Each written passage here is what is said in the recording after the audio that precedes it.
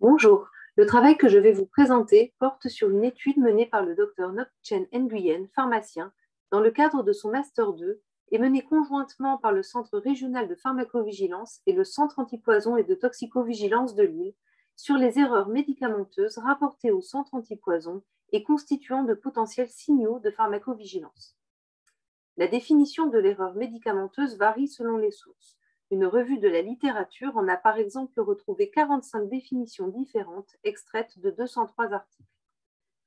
Néanmoins, une définition internationale proposée par le NCCMERP est désormais utilisée dans le cadre de la déclaration d'une erreur médicamenteuse.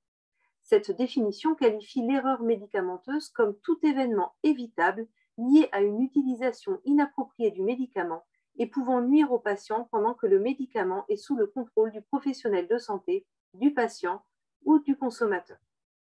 Dans l'étude que je vais vous présenter, nous avons également travaillé plus spécifiquement sur les never events, qui constituent une liste d'événements qui ne devraient jamais arriver. Parmi les 12 never events actuellement référencés, on retrouve par exemple les erreurs qui surviennent lors de l'utilisation d'insuline ou des anticoagulants oraux. La Société française de pharmacie clinique a établi un dictionnaire des erreurs médicamenteuses qui s'appuie sur la définition du NCCMERP et qui caractérise l'erreur en fonction de son type, comme une erreur d'omission, de dose, une erreur de posologie ou encore une erreur de médicament, de son étape de survenue, par exemple la prescription, la transcription, erreur survenue au moment de la délivrance ou de l'administration.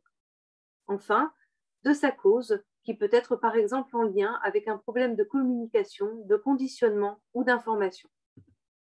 Dans notre étude, nous avons fait le choix de travailler spécifiquement sur deux types d'erreurs, les never events d'une part, et d'autre part, les erreurs survenant en lien avec une cause produit. L'erreur de cause produit est une erreur liée au médicament, comprenant la confusion de dénomination, le problème de présentation, de conditionnement ou d'étiquetage, de modalités d'administration complexes ou de manque d'information de la part du fabricant. En effet, ces deux catégories d'erreurs médicamenteuses relèvent de la pharmacovigilance. En France, la prévention des erreurs médicamenteuses constitue un enjeu majeur de santé publique. Depuis 2018, les CRPV sont les acteurs officiels du circuit de l'erreur médicamenteuse et portent à la connaissance de l'ANSM des signalements d'erreurs ou de risques d'erreur avec ou sans effet indésirable qui leur sont déclarés par les patients ou par les professionnels de santé. L'ANSM peut alors mettre en place des mesures afin que l'erreur ne se reproduise pas, par exemple une action immédiate sur le produit, comme la demande de modification de l'AMM, de la notice ou du conditionnement. On constate ici que le réseau des centres antipoison ne fait pas partie de ce circuit officiel de la gestion des erreurs médicamenteuses. Or, certaines études ont montré le rôle essentiel des centres antipoison dans la gestion de l'erreur médicamenteuse. Une étude réalisée en Auvergne-Rhône-Alpes impliquant un centre antipoison et 4 CRPV a montré, sur 2 mois de recueil de données, que le seul CAPTV avait reçu 536 appels pour erreurs médicamenteuses, tandis que les 4 CRPV de la zone territoriale n'en avaient reçu que 44. Une autre étude, réalisée au Centre antipoison de Lille, qui portait sur les erreurs médicamenteuses concernant le sujet âgé sur une période de 6 ans, a recensé 3249 cas d'erreurs médicamenteuses, tandis que le CRPV de Lille n'avait reçu sur la même période qu'une centaine de déclarations d'erreurs avec effet indésirable. Ces chiffres témoignent du rôle majeur des centres antipoison dans le système de signalement des erreurs médicamenteuses, bien qu'ils ne soient initialement pas mentionnés par la NSM, et montrent également la nécessité de la coopération entre les centres antipoison et le réseau des CRPV dans la lutte contre ces erreurs. Les objectifs de notre travail étaient de décrire les caractéristiques des erreurs médicamenteuses de cause produit et des never events prises en charge au CAP de Lille en vue d'un partage d'informations et de la constitution de signalements au CRPV régional. Ont été inclus les appels pour erreurs médicamenteuses et never events concernant des patients résidant dans les Hauts-de-France sur la période comprise entre le 6 avril 2021 et le 7 juin 2021. Ont été exclus les appels pour lesquels le manque d'information ne permettait pas de comprendre les circonstances de l'erreur, ainsi que les erreurs qui n'étaient pas une erreur de cause produit ou une erreur de type Never Event. Par exemple, nous avons exclu les nombreuses erreurs d'identité de patient. La prise d'appel, la prise en charge de l'erreur médicamenteuse, l'enregistrement des dossiers médicaux dans le système d'information des centres antipoison SICAP, suivi de la demande habituelle de nouvelles ont été réalisés selon la procédure habituellement suivie dans le service. Les données concernant spécifiquement les circonstances de survenue de l'erreur ont été vérifiées, voire précisées, par exemple via la réécoute des appels téléphoniques enregistrés, puis extraites. L'intégralité des données a été fusionnée avec le logiciel R, puis analysée par Excel.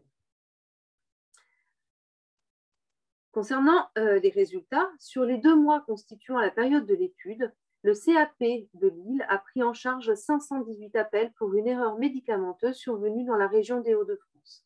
Après avoir appliqué les critères d'exclusion, 92 cas de cause produit et 55 cas de Never Event ont été analysés. On note que les Never Events n'étant pas systématiquement associés à une cause produit, ils ont été analysés dans leur ensemble, comprenant certains cas déjà identifiés en erreur de cause produit. Alors, tout d'abord, concernant les caractéristiques des appels. Pour les erreurs de cause produit, la plupart des appels sont survenus au cours de la journée entre 8h et 18h ou en début de nuit entre 18h et minuit. On note quelques appels survenus durant la période de nuit profonde. L'interlocuteur initial ou l'appelant était issu du grand public dans presque 90% des cas. Il s'agissait surtout de l'entourage du patient ou du patient lui-même. Dans une moindre mesure, des appels provenaient de foyers d'accueil, de maisons de retraite ou d'EHPAD, de pharmacies d'officine ou du service des urgences. En ce qui concerne les Never Events, les caractéristiques des appels étaient relativement similaires. À propos du lieu de survenue de l'erreur, il s'agissait très majoritairement, on le voit bien sur cette diapositive, du domicile du patient, que l'erreur soit de cause produit ou qu'il s'agisse d'un Never Event. En ce qui concerne les patients concernés par une erreur de cause produit, il s'agissait d'enfants de moins de 12 ans pour une très large proportion. S'agissant des Never Events, ils concernaient également beaucoup les enfants, mais aussi les patients âgés de plus de 65 ans. Les enfants et les personnes âgées sont donc des sujets particulièrement vulnérables à l'erreur médicamenteuse. On note ici que 74% des patients concernés étaient des femmes. La plupart des erreurs sont des erreurs de médicaments, avec l'administration aux patients d'un mauvais produit, représentant 70% des erreurs de cause produit et 60% des Never Events.